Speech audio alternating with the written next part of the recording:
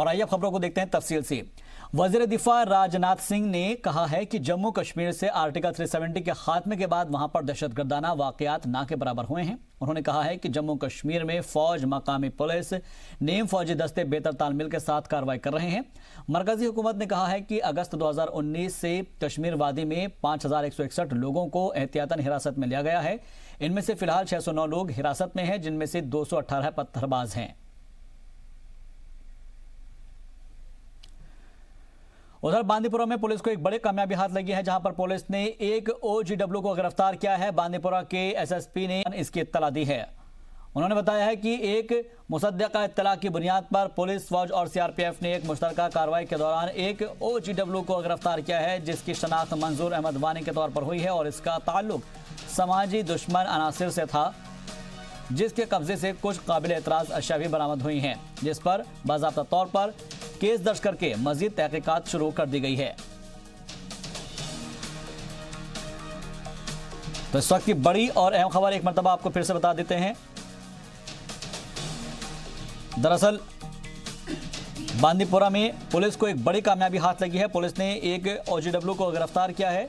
बांदीपुरा के SSP ने press conference के दौरान इस बात की इत्तला दी और बताया कि एक मुसद्दका इत्तला की बुनियाद पर पुलिस, फौज और CRPF ने एक मुश्तरका कार्रवाई के दौरान OGW को गिरफ्तार किया।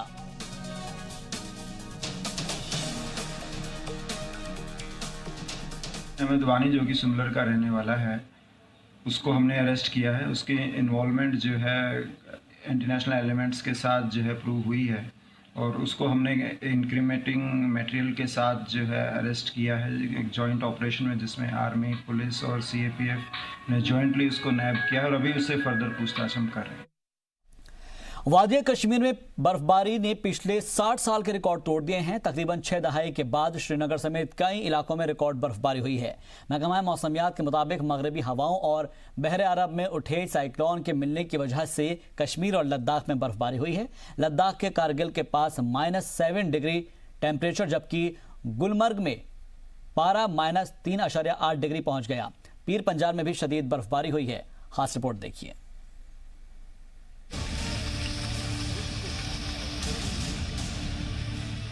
पिछले 60 सालों में पहली बार नवंबर के महीने की ये तीसरी बर्फबारी है।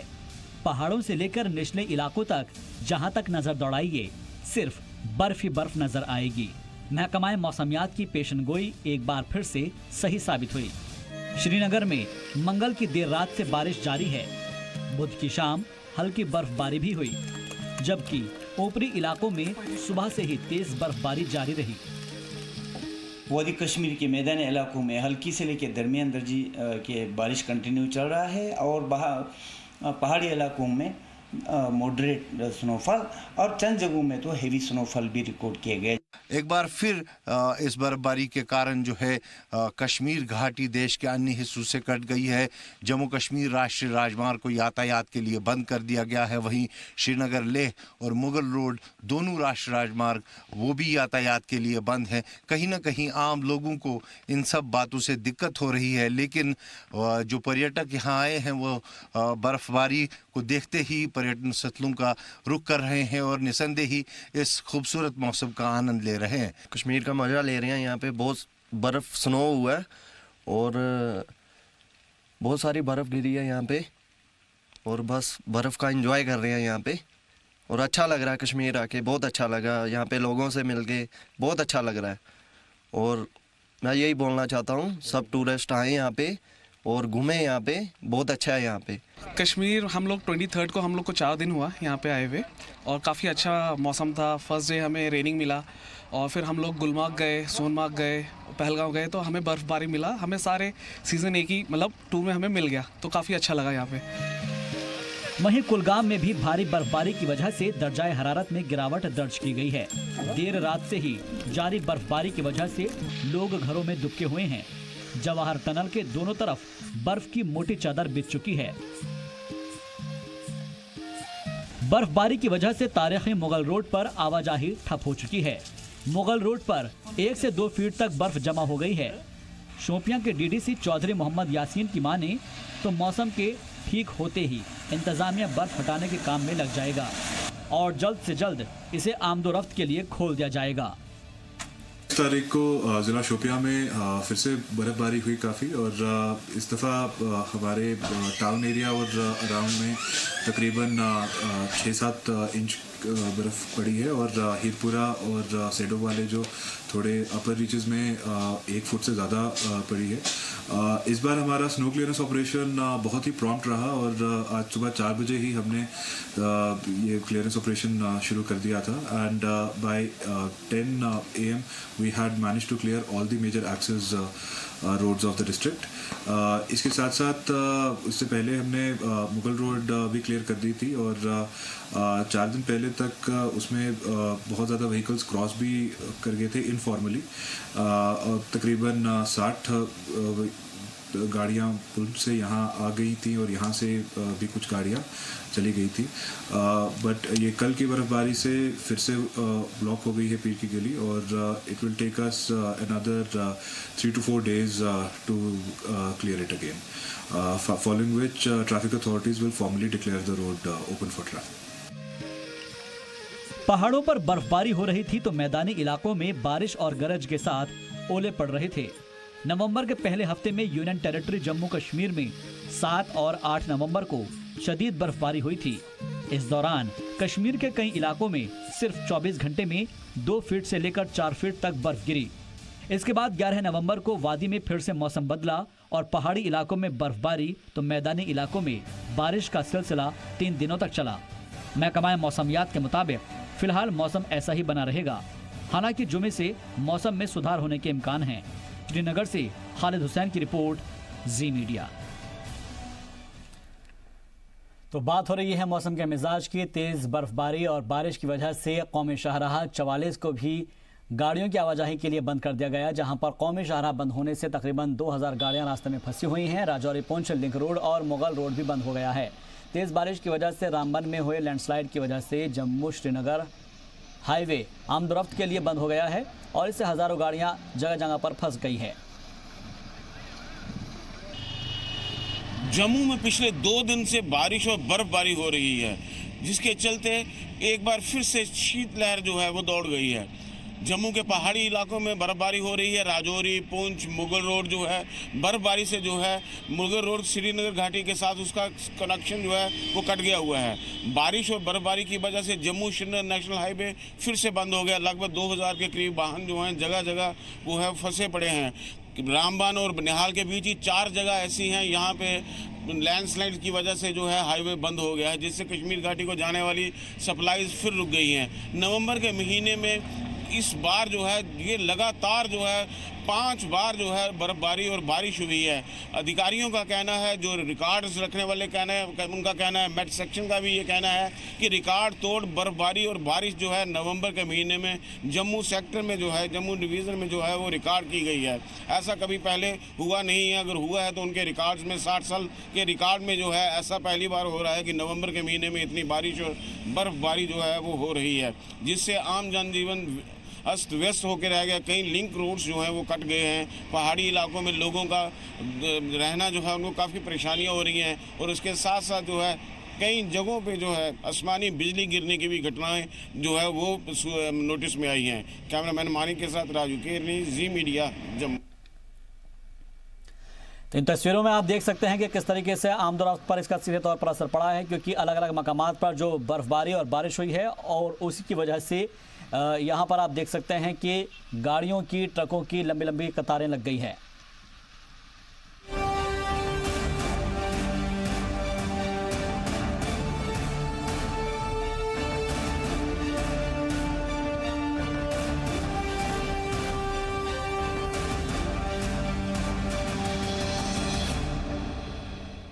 और चलिए बात कर लेते हैं महाराष्ट्र की, जहां पर अब से थोड़ी देर में उद्धव ठाकरे शपथ लेने वाले हैं। हलफ बर्दारी तकरीब के लिए तमाम लोग पहुंच चुके हैं, और ये सीधी तस्वीरें इस वक्त आप देख पा रहे हैं, जहां पर शिवाजी पार्क तैयार है और बस हलफ बर्दारी तकरीब के अंदर इंतज़ार है हलफ उठाने का, जहां पर उद्धव ठाकरे भी पहुंच रहे हैं और भगत सिंह कोश्यारी जो कि गवर्नर है वो भी मौजूद हैं, वो भी पहुंच चुके हैं। इसके अलावा हज़ारों की तादाद में लोग पहुंचे हुए हैं। आपको बता दें कि मंच पर पहुंच गए हैं गवर्नर भगत सिंह कोश्यारी।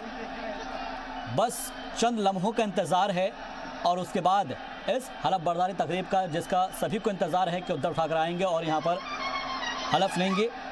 इन तस्वीरों में आप देख सकते हैं कि तमाम लोग जो अलग अलग पार्टियों से ताल्लुक़ रखते हैं, ये देखिएगा सबसे पहले दोनों हाथ उठाकर अभिवादन करते हुए और इस्तकबाल उनका क्या है, जिस तरीके से आप देख रहे हैं। और एक जो रवायत है उसमें नज़र आ रहे हैं उद्धव ठाकरे फ़िलहाल पहुंच गए हैं। उनके साथ में आप दाहिनी ओर देख सकते हैं छगन भुजबल मौजूद हैं और जो कांग्रेस पार्टी के लीडरान हैं वो भी यहाँ पर मौजूद हैं। तो ये अपना आप में एक तारीख़ी लम्हा है, ख़ासतौर पर शिवसेना के लिए, कि कोई इस तरीके से यहाँ एक काउंटडाउन जो चल रहा है कि बस चंद लम्हों का इंतज़ार और आज से शुरू हो रहा है ठाकरे राज। हलफ बर्दारी तकरीब के लिए तमाम लोग पहुंचे हुए हैं और उद्धव ठाकरे को आप इस वक्त सीधे देख पा रहे हैं। बेहद सिक्योरिटी टाइट है और आप इन तस्वीरों में देख सकते हैं, ये सीधी तस्वीरें इस वक्त शिवाजी पार्क से मिल रही है। यहीं पर हलफ बर्दारी तकरीब का प्रोग्राम रखा गया है। अलग अलग मकामात से लोग पहुंचे हुए हैं, अलग अलग जगह से, और कई रियासतों के वज़ीर आला भी यहाँ पर पहुंचे हुए हैं, फिर चाहे वो मध्य प्रदेश के सीएम कमलनाथ हो या उसके अलावा और भी जगह के जो बड़े लीडरान हैं वो भी इसमें शिरकत कर रहे हैं। कई सारे जो इंडस्ट्रियलिस्ट है, कारोबारी है, वो भी शिरकत कर रहे हैं। आदित्य ठाकरे को आप देख सकते हैं इन तस्वीरों में, आदित्य ठाकरे भी यहाँ पर मौजूद हैं और एक तरीके से बधाई दी जा रही है। और इन तस्वीरों में देख सकते हैं आप एनसीपी चीफ शरद पवार, उनके बराबर में कमलनाथ और दूसरे लीडरान, और साथ में आप देख पा रहे होंगे तो राज ठाकरे भी इस प्रोग्राम में मौजूद है। साबिक सीएम मौजूद है देवेंद्र फडणवीस। इन तस्वीरों में साबिक सीएम को भी न्योता दिया गया था और वो भी इस प्रोग्राम में शामिल होने के लिए पहुंचे हुए हैं। तमाम इंडस्ट्रियलिस्ट भी पहुंचे हुए हैं, लीडरान पहुंचे हुए हैं। एक बहुत बड़े प्रोग्राम का इनेकाद इस वक्त शिवाजी पार्क में किया गया है। राज्यपाल महोदय, मुख्यमंत्री आणि मंत्री पदाची तसेच गुप्ततेची शपथ घेण्यासाठी पदनिर्देशित मंत्री उपस्थित आहेत। त्यांना आपणा समोर शपथ घेण्याची परवानगी असावी।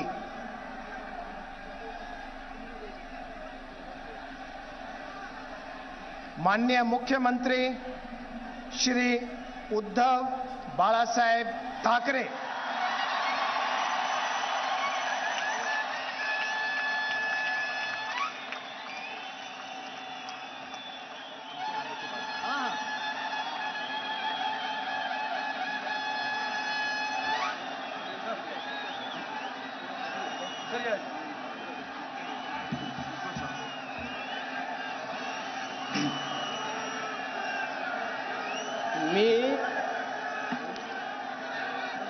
छत्रपती शिवाजी महाराजांना वंदन करून आणि माझ्या आई वडिलांचे स्मरण करून मी उद्धव बाळासाहेब ठाकरे ईश्वर साक्ष शपथ घेतो की कायद्याद्वारे स्थापित झाले आहे अशा भारतीय संविधानाबद्दल मी खरी श्रद्धा व निष्ठा बाळगेन। मी भारताची सार्वभौमता व एकात्मता उन्नत राखीन। मी महाराष्ट्र राज्याचा मुख्यमंत्री म्हणून माझी कामे निष्ठापूर्वक व शुद्ध बुद्धीने पार पाडीन आणि संविधान व कायदा यानुसार सर्व तऱ्हेच्या लोकांना मी निर्भयपणे व निस्पृहपणे तसेच कोणाच्याही विषयी ममत्व भाव किंवा आकस न बाळगता न्याय वागणूक देईन। मी उद्धव बाळासाहेब ठाकरे ईश्वर साक्ष शपथ घेतो की महाराष्ट्र राज्याचा मुख्यमंत्री म्हणून माझ्या विचारार्थ आणली जाईल किंवा मला न्याय होईल अशी कोणतीही बाब असा मुख्यमंत्री म्हणून माझी कामे यथायोग्य पार पाडण्यासाठी आवश्यक असेल ते खेरीज करून एरवी मी कोणत्याही व्यक्तीला किंवा व्यक्तींना प्रत्यक्षपणे व अप्रत्यक्षपणे कळवणार नाही किंवा त्यांच्याकडे उघड करणार नाही।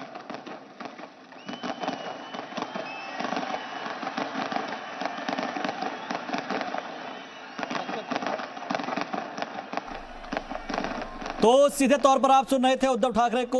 उद्धव ठाकरे ने सीएम ओहदे का हलफ ले लिया है और अब ये देखिएगा दस्तखत करने के लिए पहुंचे हुए हैं। हलफ लिया है फिलहाल और साथ ही उन्होंने जो है मुख्यमंत्री यानी कि वजीर आला ओहदे का हलफ लिया है महाराष्ट्र के। आपको बता दें कि उद्धव ठाकरे जो कि शिवसेना के सदर हैं, उन्होंने वजीर आला ओहदे का हलफ लिया है। महाराष्ट्र के नए वजीर आला बन गए हैं उद्धव ठाकरे।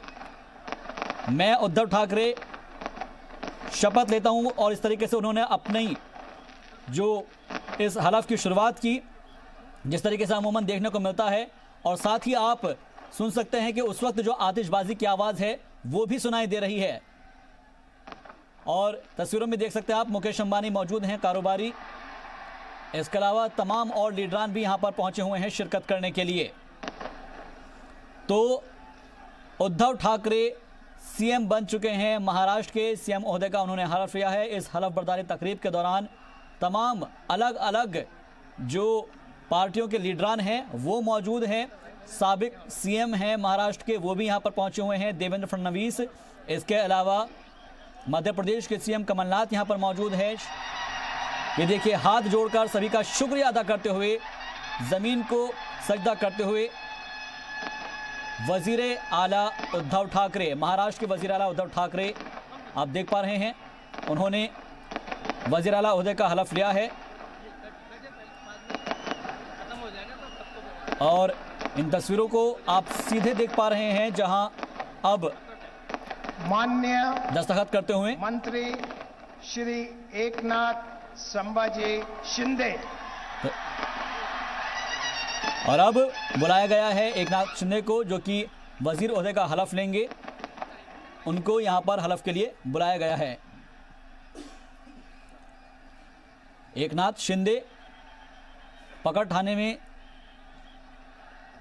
उनकी काफ़ी अहम रोल है और इसके अलावा शिवसेना के कद्दावर लीडरां में उनकी शिवसेना प्रमुख बाळासाहेब ठाकरे यांना वंदन करून, धर्मवीर आनंदीगे साहेबांचं स्मरण करून, आई वडिलांच्या पुण्याईने महाराष्ट्र राज्याचे मुख्यमंत्री शिवसेना पक्षप्रमुख उद्धव ठाकरे साहेबांच्या आशीर्वादाने मी श्री एकनाथ संभाजी शिंदे ईश्वर साक्ष शपथ घेतो की कायद्याद्वारे स्थापित झाले आहे अशा भारतीय संविधानाबद्दल मी खरी श्रद्धा व निष्ठा बाळगीन। मी भारताची सार्वभौमता व एकात्मता उन्नत राखीन।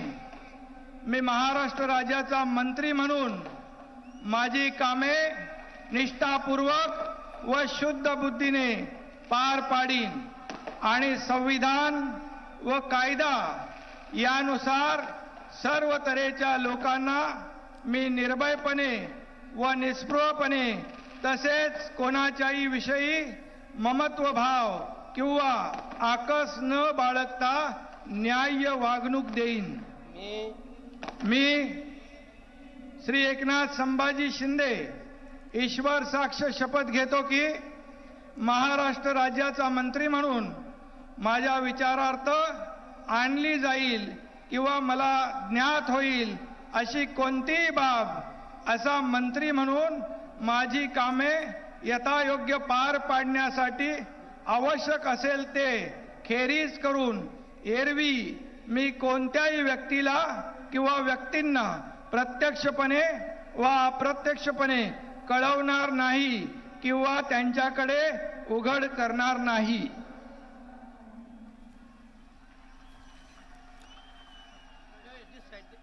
तो एकनाथ शिंदे ने भी हलफ लिया है और एकनाथ शिंदे जो है कद्दावर लीडर के तौर पर जाने जाते हैं। इनकी पकड़ ठाणे ज़िले में सबसे ज़्यादा है। लोकसभा इंतखाबात और ज़िमनी इंतखाबात में काफ़ी अहम रोल रहा है इनका जिताने में। और साथ ही बता दें कि शिवसेना के कद्दावर लीडरान में इनकी गिनती होती है। देवेंद्र फडणवीस सरकार में भी इन्होंने कई ओहदे संभाले हुए हैं, लेकिन फ़िलहाल शिवसेना में हैं और देवेंद्र फडणवीस सरकार में काबीना वजीर भी रह चुके हैं। लेकिन अब क्योंकि वजीर बनाए गए हैं। उद्धव ठाकरे सरकार में Eknath Shinde leader of opposition भी रह चुके हैं। कद्दावर लीडरान में इनका नाम आता है। पीडब्ल्यूडी के वजीर रह चुके हैं। शिवसेना के लेजिस्लेचर पार्टी के लीडर भी रह चुके हैं और देवेंद्र फडणवीस सरकार के अंदर काबीना वजीर भी रह चुके हैं। तमाम अहम ओहदों पर रह चुके हैं। इसके अलावा आपको बता दें कि इससे थोड़ी देर पहले ही माननीय मंत्री श्री सुभाष राजाराम देसाई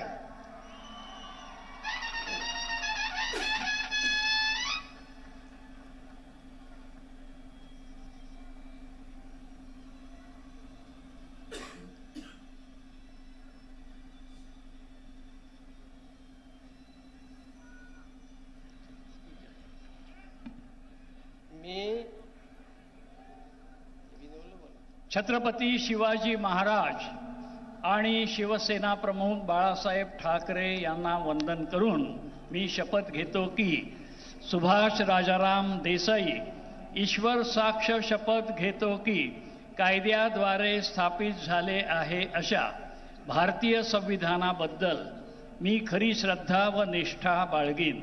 मी भारताची सार्वभौमता व एकात्मता उन्नत राखीन। मी महाराष्ट्र राज्याचा मंत्री म्हणून माझी कामे निष्ठापूर्वक व शुद्ध बुद्धीने पार पाडीन आणि संविधान व कायदा यानुसार सर्व तऱ्हेच्या लोकांना मी निर्भयपणे व निस्पृहपणे तसेच कोणाच्याही विषयी ममत्वभाव किंवा आकस न बाळगता न्याय्य वागणूक देईन। मी सुभाष राजाराम देसाई ईश्वर साक्ष शपथ घेतो की महाराष्ट्र राज्याचा मंत्री म्हणून माझ्या विचारार्थ आणली जाईल किंवा मला ज्ञात होईल अशी कोणतीही बाब असा मंत्री म्हणून माझी कामे यथायोग्य पार पाडण्यासाठी आवश्यक असेल ते खेरीज करून एरवी मी कोणत्याही व्यक्तीला किंवा व्यक्तींना प्रत्यक्षपणे वा अप्रत्यक्षपणे कळवणार नाही किंवा त्यांच्याकडे उघड करणार नाही। तो वजीर ओहदे का हलफ लिया है सुभाष देसाई ने, आप सुन रहे थे। और उन्होंने आपको बता दें कि सीनियर लीडरान में इनकी भी गिनती होती है। सुभाष देसाई की आपको बता दें कि वजारत सनअत संभाल चुके हैं। 2009 से 2014 के बीच भी इन्होंने अहम रोल अदा किया था पार्टी के लिए और कई मरतबा MLA रह चुके हैं, वजारत सनअत संभाल चुके हैं।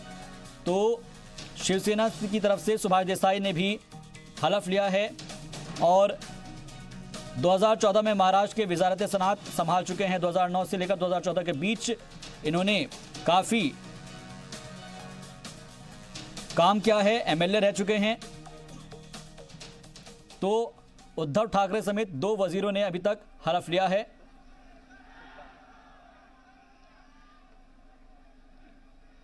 माननीय मंत्री श्री जयंत राजाराम पाटिल।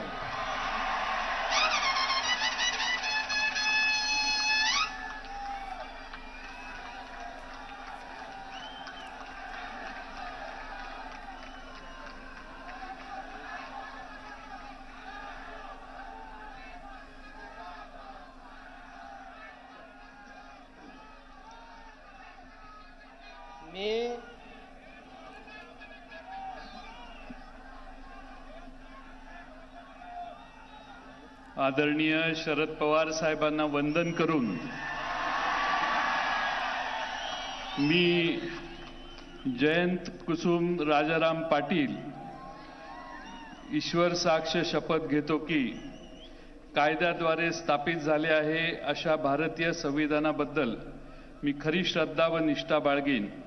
मी भारताची सार्वभौमता व एकात्मता उन्नत राखीन।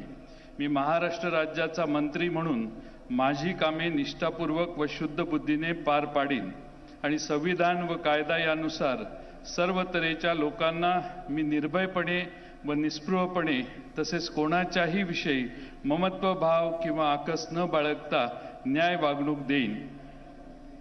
मी जयंत कुसुम राजाराम पाटील ईश्वर साक्ष शपथ घेतो की महाराष्ट्र राज्याचा मंत्री म्हणून माझ्या विचारार्थ आणली जाईल किंवा मला ज्ञात होईल अशी कोणतीही बाब असा मंत्री म्हणून माझी कामे यथायोग्य पार पाडण्यासाठी आवश्यक असेल ते खेरीज करून एरवी मी कोणत्याही व्यक्तीला किंवा व्यक्तींना प्रत्यक्षपणे व अप्रत्यक्षपणे कळवणार नाही किंवा त्यांच्याकडे उघड करणार नाही.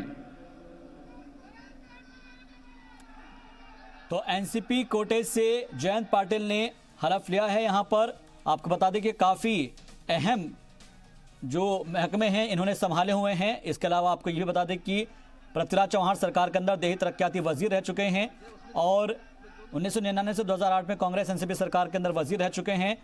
9 बजट पेश करने का रिकॉर्ड इनके नाम पर है, इन्होंने कायम किया हुआ है.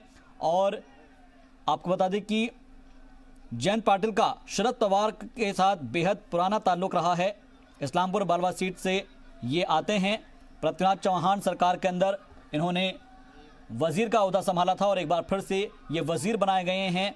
इस सरकार में एनसीपी कोटे से इन्होंने वजीर ओहदे का हलफ लिया है. जयंत पाटिल इस्लामपुर वालवा असेंबली हलके से एमएलए हैं. पृथ्वीराज चौहान सरकार के अंदर देही तरक्याती वजीर रह चुके हैं. और साथ ही आपको बता दें कि 2 वजीर चुने जा रहे हैं.